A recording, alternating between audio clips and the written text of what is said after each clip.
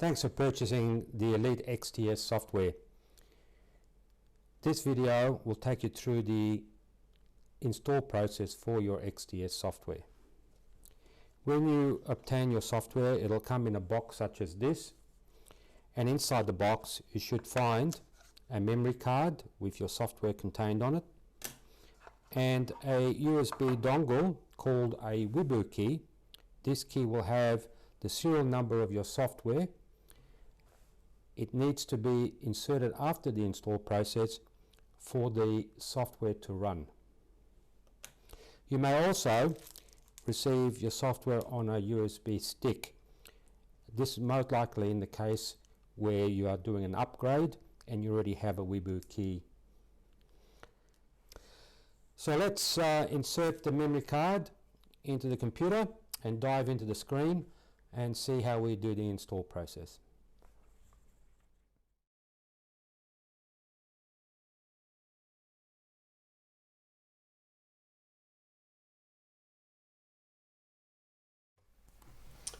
Okay, so here we are in the ELITE XTS memory card, and there are a few folders and files here to take note. The one you need to really be aware of is the first one here, the C++ redistributables. You may need them after install. We'll get back to that. Then you've got some drivers here, so let's have a look at that. Those drivers, there'll be one here called the ELITE USB driver. You'll need to install that after you've installed the XTS software if you have ELITE hardware. If you're not using ELITE hardware, then there's no need for it. Then you've got an ELITE P3D plugin here. That may only show up on your memory card if you've actually purchased that option. Otherwise it won't be there. And that option is to be able to sync with another computer or the same computer running Prepare 3D as your external visuals. The other one important here is the Garmin folder. In the Garmin folder you'll find a database update.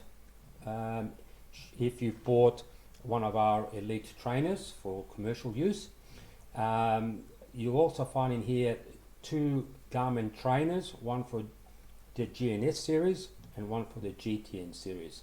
So depending whether you get the GNS 530 and 430 standard in the XTS software, so to run that you'll need to install the Garmin trainer for that. If you've also purchased the GTN unlock code, so that you can also run the GTN 650 or 750 on your XTS software, you'll need to also install the Garmin trainer for the GTN as well. Then you have iPad apps. Don't worry about that. That'll be as part of your install automatically. We've got some manuals here, avionics manuals, ELITE specific manuals in regards to how to use the ELITE hardware that's been replicated, and the Garmin manuals as well. In here you'll also find a user manual for the software. You'll also find how to activate your GPS code to unlock the GNS or the GTN in your XTS software, and an installation manual to help you with installing the software, basically what we're doing now. You'll also find a text folder here, file here, and that'll have your GNS, and if you also purchase the GTN unlock code, it'll have the activation unlock codes that you'll need so that you can use those GPSs in your XTS software. A quick install note, because a lot of people don't want to read long installation manuals. We've got a quick install note on how to install the software, and again it just covers what we're doing now. And the important one down here is the setup exe file, and that's the one you will use to install the software. So let's do that. Okay, so of course you'll get a message come up to accept that, and here we are in the install format. We've got the ELITE XTS software with visual. That's your first one that you need to install. Next time you'll install the database, and then if you have the Elite Pro panel with the control loading, you'll need to install the control loading add-on. And also the last here install add-on is for your iPads, so you can connect an iPad to your ELITE XTS software and run electronic flight bags such as Oz Runways or AvPlan. Alright, so let's select the first one and continue. Okay, so here we are. The software to install is XTS with all these aircraft, and including drivers for your Altura replica GPSs. If you purchase those from Elite, you can purchase a replica of the GTN 750 or the GNS 530 and have them as a standalone GPS unit, just like you would in the real aircraft. And next, then yes, and just to let it install into the default location. And yes, I want to create the folder. And next, create a shortcut on the desktop. Next, and here we are presented with a selection for using Elite hardware. So if you have Elite hardware attached, any Elite USB hardware, select yes. Acknowledge it and next. And we are now ready to install it. So here we go through the install process, and we'll just skip straight ahead to the end. Okay, so we've now come to the end of the core installation of the software, and it says it was successful. And now we have to install the Weibo key software. So select OK. Next, next. We don't need to select those two, so uncheck them. Next, next, and let the install go through. Next. We won't worry about reviewing the README file, so uncheck that. Finish. The Weibo key driver was installed successfully.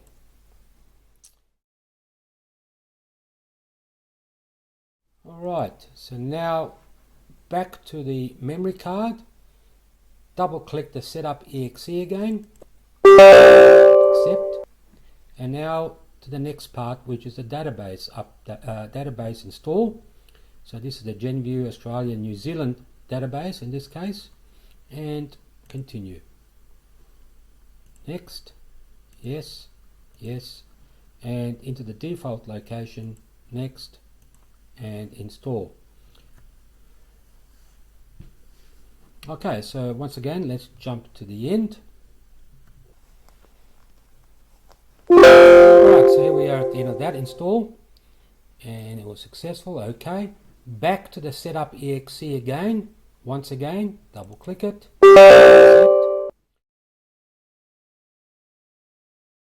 And let's go to the next one, which is the Pro Panel 3 control loading. So again, if you do have the Pro Panel 3, you need to install this.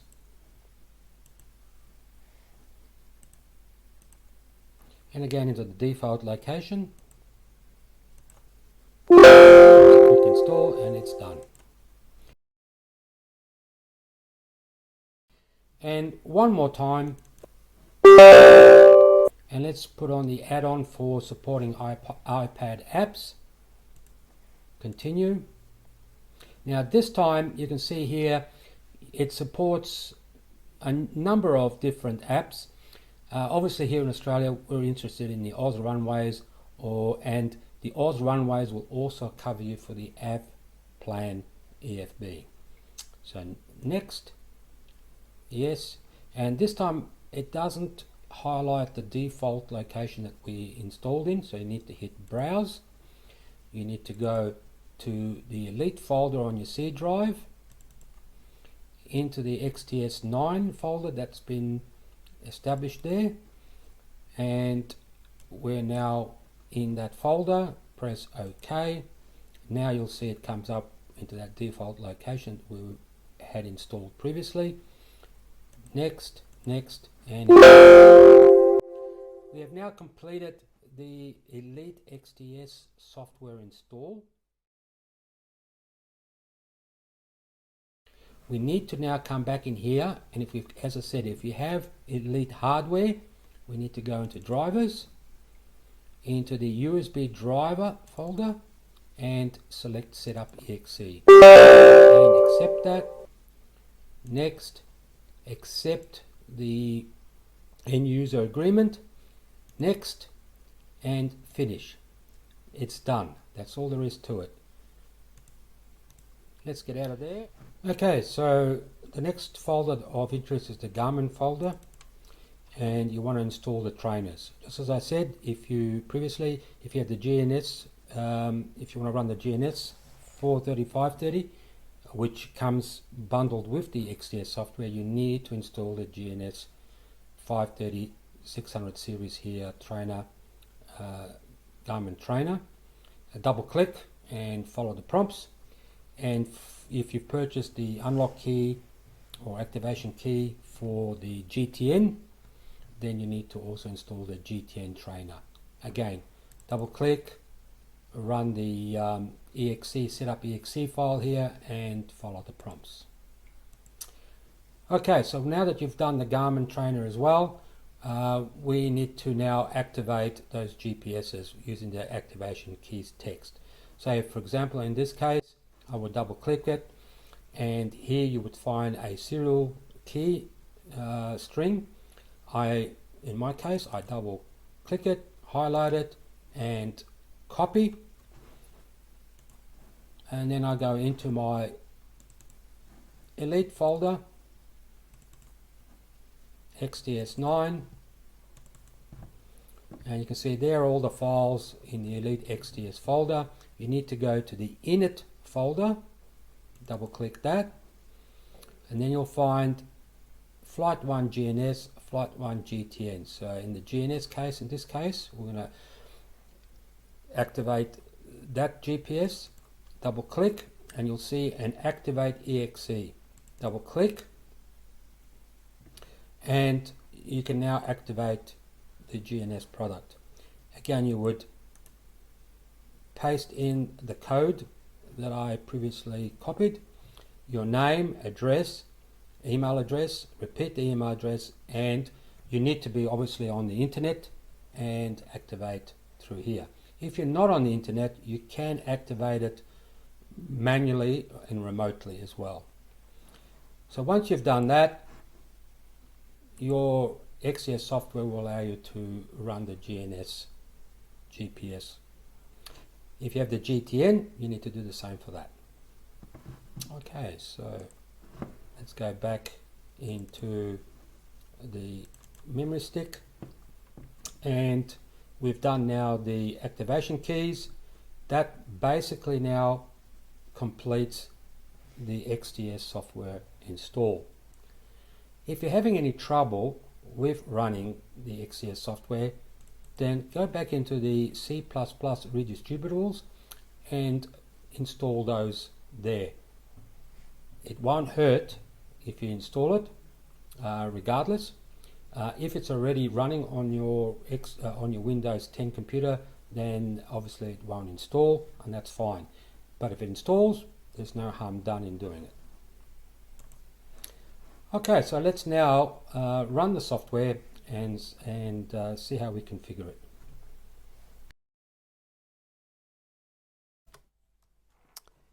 Okay, now that we have installed the ELITE XTS, you'll be presented with two shortcuts on the desktop: the ELITE Pilot and Pilot GV, which stands for GenView, ELITE's basic IFR scenery visuals. The ELITE Pilot is geared for professional use in that it is used for external displayed scenery visuals using Prepared 3D via plugin with ELITE, and also for use with ELITE's Altura replica GPS units and full-size instrument options. The ELITE Pilot GV, on the other hand, is designed to run both the basic ELITE scenery and instrument panel on the same monitor screen, in that the scenery is shown on the top third of the screen, and the bottom of the screen, the instrument panel. It also allows for the basic Elite scenery to be displayed onto one TV or through a projector.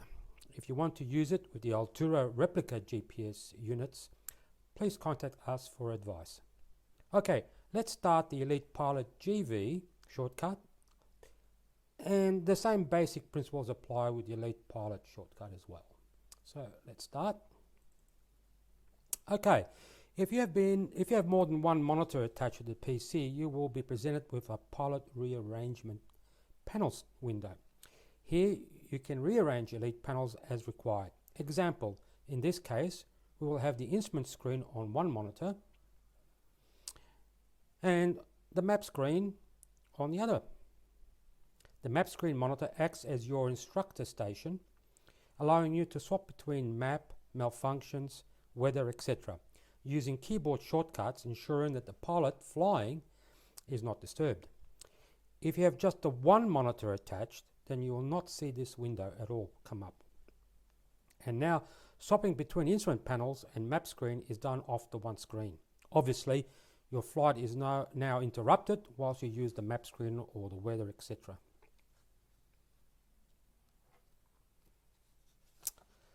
Okay, if happy with the panel arrangement, select Take It. I suggest initially that you leave this checkbox unchecked so you can get back to this panel rearrangement window on your next start of Elite, in case you want to make a change or add an additional monitor. Of course, if you select this and on the next start you wish to get the rearranged panels again, you'll have to get into the configuration page once you've started up Elite and enable it. More information on that is available in the Elite manual. Okay, we've started Elite and we're presented with a series of aircraft that you can choose off the list there, and some have a little icon showing a GPS, some have an E500 showing PFD, some don't have anything showing. So it's a matter of choosing. So for example, the Archer here has 3 types of different variations. So if we select the one with the PFD, you'll notice it says on the right here under configuration panel E500 version 2 or version 1 depending on the style. If you select the one with the GPS icon showing there, you'll see that now it gives you a selection of different GPSs, 430 or the 650, 750, and if you do have the replica GPS units attached, you can also select them here on the second panel, and that would have been selected during the panel rearrangement previously. So we'll use this one, and we'll select the 430 for example, and then if you make any changes here you also have to save it, and now you can select the aircraft. We'll choose it, and the next presentation will be the map region you wish to choose. If you use the Elite GV shortcut, you'll be presented with an East Coast and West Coast of Australia and New Zealand. If you're using the prop.exe shortcut, which as I said is designed for external visuals, then you'll just be presented with one whole of Australia map. Anyway, let's choose the East Coast. And now you'll see that it's come up with a warning to say that it can't detect certain hardware, and that's because we don't have any hardware connected for this tutorial. If we do have hardware connected and it's not working, it'll also come up and say to you that it's not working. And if we don't have anything connected, it'll come up and say that there's a problem. Now on the home version, that's not the commercial version, but the non-commercial licensed versions, this screen doesn't come up at all. So you don't have a hardware detection system at all. We'll go continue. I'm happy to accept that, and we should now pop into the instrument panel, and you can see here the instrument panel on the bottom and the basic Elite visuals on the top, and we are ready to fly. But before we do that, we need to just configure the throttle quadrant and the yoke. So we need to go into the configuration page. So I right click on the instrument panel and the menu comes up. Remember, when you do that, then the simulation freezes. So we need to, the other way of doing it so it doesn't freeze the simulation is to use the shortcut keys along here. So if you have a instructor station with another monitor for that, then use the shortcut keys. That way you won't freeze the simulation. If you just got the one screen for yourself, for a private point of view, non-commercial point of view, then by all means use the menu here, because it won't make any difference, because as soon as you go into one of the menus you'll be freezing the simulation anyway. So let's select the configuration. Okay, so here we are in the configuration page, and just a couple of things to note. And the general settings on top left corner is where you can select the time of day to match the computer, and that's the best way to set it up. You can also set up so that you don't, if you're just using the one aircraft, that aircraft, you don't have the aircraft selection screen come up. You can go straight to that aircraft, and the same for the navigation database. More of that in the manual. Then the next one of interest is we mentioned here on the computer. You can do the monitor rearrangement, so that if you had checked the box and you wanted to bring it up again on the next startup of ELITE, you need to enable it through here. And the important one here that we want to look at is the calibration screen, and here you want to calibrate your yoke and your throttle quadrant. So they're the important things, and also the rudder at the bottom here. Just follow the prompts as you do, and or the ELITE manual will have all the information that you need in how to do this. Okay, here also is the ability to change the volumes for certain items on the aircraft, such as the engine noise, the gear noise, etc. And you're presented with another configuration as well, instrument configuration here. So if you need to do a change, you can also do it through here. But you then need to restart and start that aircraft up again for the change to occur. All right, so the other ones that you'll get is the MET page, you'll get the malfunctions page, etc. And there's also an iPad configuration page here. And in this one, the one we're interested in is Oz Runways, which also covers for AVPLAN. And you'll need to click on Send for it to broadcast so that your iPad can pick it up. All right, more information on that is available in the manual, of course. Okay, that concludes the ELITE XTS installation tutorial. Please, by all means, read the ELITE manual. There's a lot of good information in that. It'll enable you to get the most out of your simulation product.